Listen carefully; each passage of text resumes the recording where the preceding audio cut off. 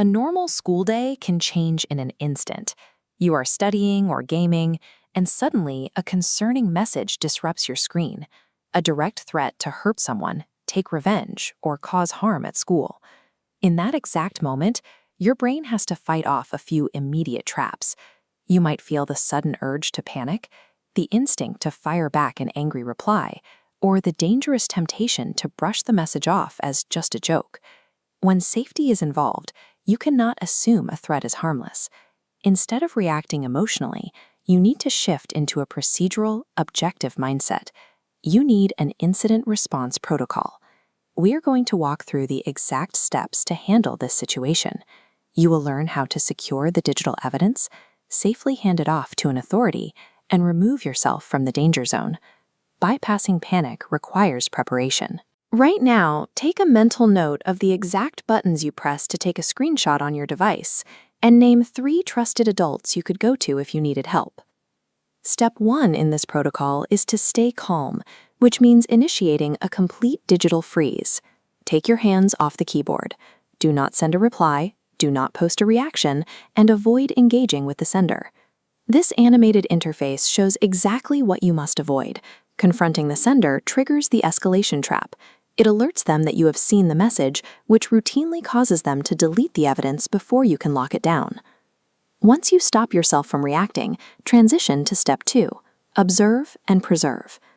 This is where you lock down the digital scene. If it is safe to do so, use your device's native shortcuts to take a clear screenshot or start a screen recording of the threat. This animated checklist outlines 4 mandatory data points for a report: the original message, username, timestamp, and platform interface. Notice the highlighted outer frame. Capturing these interface borders provides critical context rather than just zooming in on the isolated text. Your success check for this phase is simple. Confirm that an unedited original image or video file is securely saved in your device's local camera roll or folder. At this point, you must avoid the gossip trap. Never forward this captured screenshot to your friends or share it in peer group chats. Look at this comparison. Forwarding the image creates a messy, branching web of rumors. Keeping the evidence unedited and unshared creates a single, clean pipeline to an authority. You are turning a chaotic rumor into an actionable, objective fact. Now that the evidence is secure, we move to step 3, tell a trusted adult.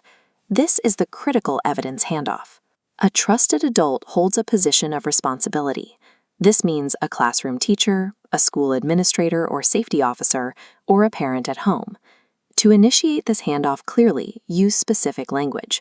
You can say, "I saw a concerning message online, and I need you to look at it to help keep everyone safe."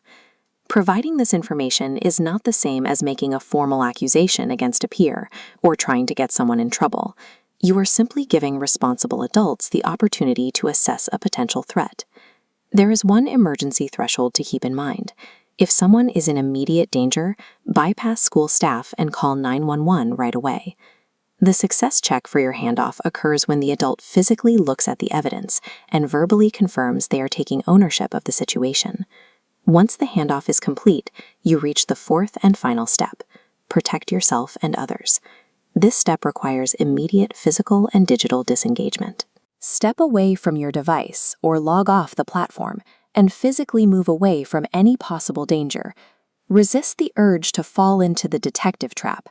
Do not investigate the threat yourself, track down rumors, or monitor the poster's subsequent activity online. From this point forward, strictly follow any lockdown procedures or safety directions issued by your teachers and school administrators. By completing this handoff, you shift the burden of risk and investigation completely off your own shoulders and place it directly into the hands of trained professionals.